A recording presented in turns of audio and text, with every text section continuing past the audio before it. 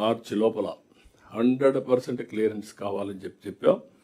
రెండోది ఎక్కడికక్కడ కాంపోస్ట్ని కన్వర్ట్ చేయడం, ఎనర్జీని కన్వర్ట్ చేయడం, సర్క్యులర్ ఎకానమీ పోవడం, ఇలాంటి కార్యక్రమాలు ముందుకు పోతున్నాం. ఇప్పుడే 1000 కోట్లతో రోడ్లు మరమ్మతులు చేశాం. ఇంకొక 3000 కోట్ల రూపాయలు ఇస్తున్నాం. పల్లె పండుగ ద్వారా దగ్గర 4000 కోట్ల రూపాయలు రోడ్ల నిర్మాణానికి ఖర్చు పెట్టే పరిస్థితికి వచ్చాం. ఇలాంటి అనేక విధాలుగా రోడ్ ఇన్ఫ్రాస్ట్రక్చర్ కానీ నరేగాను సద్వినియోగం చేసి అసెట్స్ క్రియేట్ చేసే కార్యక్రమానికి ముందుకు పోతున్నాం. ఇప్పుడు జీరామ్జీ కొత్త ప్రోగ్రాం తీసుకొచ్చారు. దానికి కూడా మనం ప్రిపేర్ కావాల్సిన అవసరం ఉంది.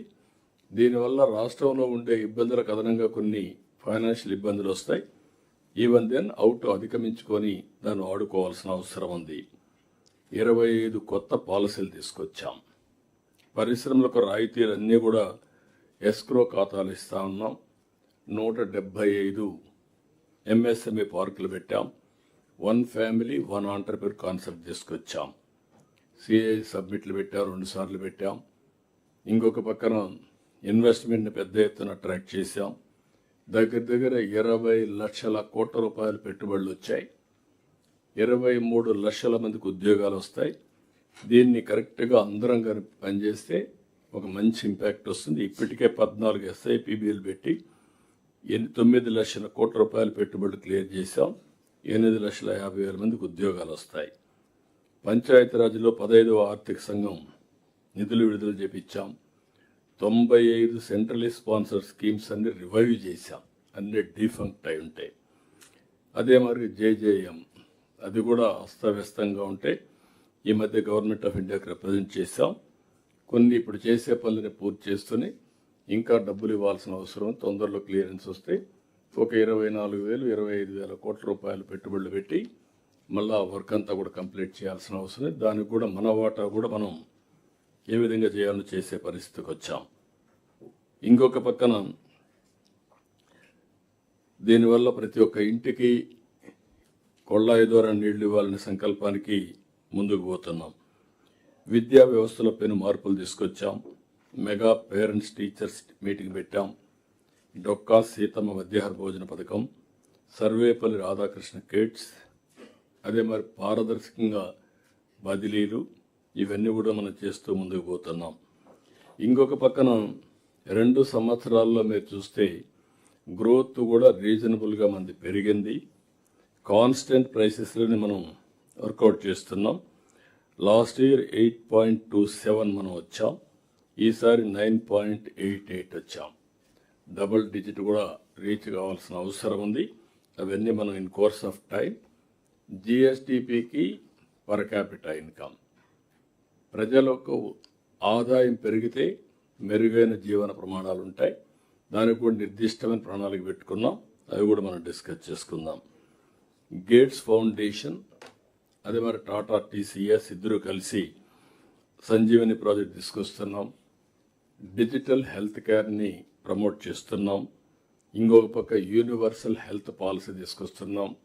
ఒక మోడల్ కూడా తయారు చేశాం. అది కానీ మొత్తం చేయగలిగితే ప్రపంచంలోనే ఫస్ట్ టైం సంజీవని ప్రాజెక్ట్ ఒక గేమ్ చేంజర్గా తయారవుతుంది హెల్త్లో. కేంద్ర పథకాలన్నీ పునరుద్ధరణ చేస్తున్నాం. హార్టికల్చర్కి పూర్వోదయ కింద లేకుంటే స్పెషల్ ప్రాజెక్ట్ కింద తీసుకుంటున్నాం.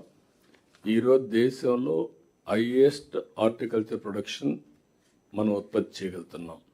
కానీ మన ఉద్దేశం ప్రపంచంలోనే హార్టికల్చర్ హబ్గా రాయలసీమ తయారు చేయాలని 9 జిల్లాలను పెట్టుకున్నాం.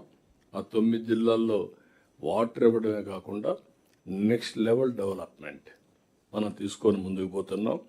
ఇది కానీ సవ్యంగా చేస్తే దగ్గర మనం ఖర్చు పెట్టేది కానీ ప్రైవేట్ ఇన్వెస్ట్మెంట్ కానీ ఒక్క హార్టికల్చర్లో 1,00,000 కోట్ల రూపాయలు పెట్టుబడులు పెట్టాలనేది ఒక ఆలోచన.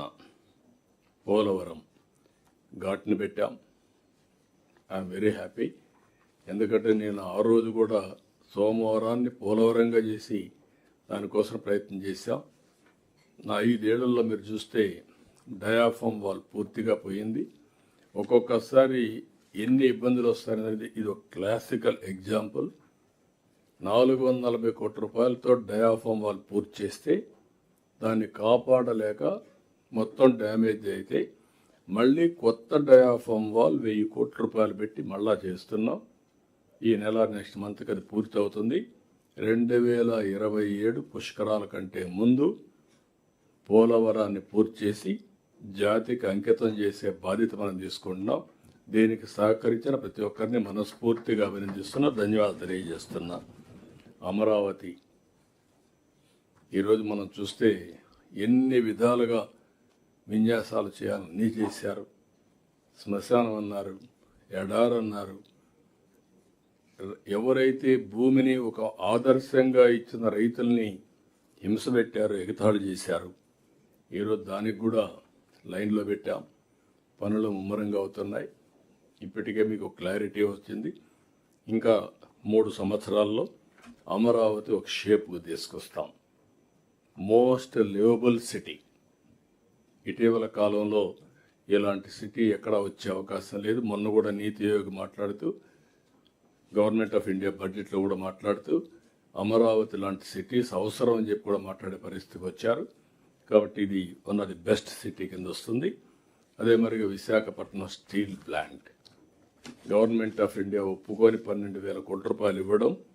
అదే సమయంలో I'm very happy and proud, first time మొన్నే 54 కోట్ల రూపాయలు క్యాష్ ప్రాఫిట్ కూడా వచ్చింది. ఇది విశాఖపట్నం స్టీల్ ప్లాంట్లో. అంటే కంటిన్యూగా మనం పనిచేస్తే ఎలాంటి రిజల్ట్స్ వస్తాయో ఇదొక ఎగ్జాంపుల్. రేపు రాబోయే రోజుల్లో నష్టాల నుంచి లాభాలు, సస్టైనబిలిటీ కాదు ప్రాఫిటబిలిటీ వరకు తీసుకుపోయే పరిస్థితి వస్తుంది. ఇలాంటివన్నీ మనం ఒక్కసారి రివ్యూ చేసుకోవడానికి, చేసిన పనులకు మిమ్మల్ని అందరినీ అభినందిస్తున్నా. ఒకరు పనిచేసేది కాదు, it is a team work. మొత్తం మంత్రుల దగ్గర నుంచి లాస్ట్ మైల్లో పనిచేసే ప్రతి ఒక్కరిని మనస్ఫూర్తిగా అభినందిస్తూ, ఈ టీమ్ స్పిరిట్ ఇంకా ఎఫెక్టివ్గా వెళ్ళాలి. ఎక్కడికక్కడ అవసరమైతే కెపాసిటీ బిల్డింగ్ చేసుకోవాల్సిన అవసరం ఉంది. టెక్నాలజీని ఇంటిగ్రేట్ చేసుకోవాలి. నేను అందుకే చాలా సందర్భాల్లో చెప్పాను, మీరు రాత్రింబగళ్ళు పనిచేయడం కాదు, పని చేసేంత సమయం మనసు పెట్టి చేయండి, ఆటోమేటిక్ రిజల్ట్స్ వస్తాయని. కాబట్టి బెస్ట్ నాలెడ్జ్ ప్రపంచంలో ఎక్కడా తీసుకొస్తాం, బెస్ట్ ప్రాక్టీసెస్ తీసుకొస్తాం, టెక్నాలజీ ఉపయోగిస్తాం. దీన్ని సమాజంలో మంచి జరిగే విధంగా, నిరంతరం ఎంపవర్ చేసే విధంగా, మెరుగైన జీవన ప్రమాణాలు ఇచ్చే విధంగా మనం ముందుకు పోవాల్సిన అవసరం ఉంది. ఈ మీటింగ్లోనే నేను ఇంత ముందు చెప్పాను, is of doing business. Now మన గేర్ చేంజ్ చేసి స్పీడ్ ఆఫ్ డూయింగ్ బిజినెస్. రెండోది గవర్నెన్స్లో కూడా స్పీడ్ ఆఫ్ డెలివరింగ్ గవర్నెన్స్. ఏదో వాడు చనిపోయిన తర్వాత వాడికి పట్టా ఇవ్వడమో, లేకుంటే సఫర్ అయి మొత్తం నాశనం అయిపోయిన తర్వాత వాళ్ళని ఆదుకోవడం కాదు. రియల్ టైంలో ఇవన్నీ జరగాల్సిన అవసరం ఉంది. అందుకే ఈ సభలో కూడా, ఈ సమావేశంలోని, ఈ అసెంబ్లీలోనే ఏవైతే అవుట్డేటెడ్ చట్టాలు అయితే ఏవైతే ఉన్నాయో, అన్నెసరీ చట్టాలు చాలా ఉన్నాయి. I'm requesting all officers here, all ministers, keep it in mind.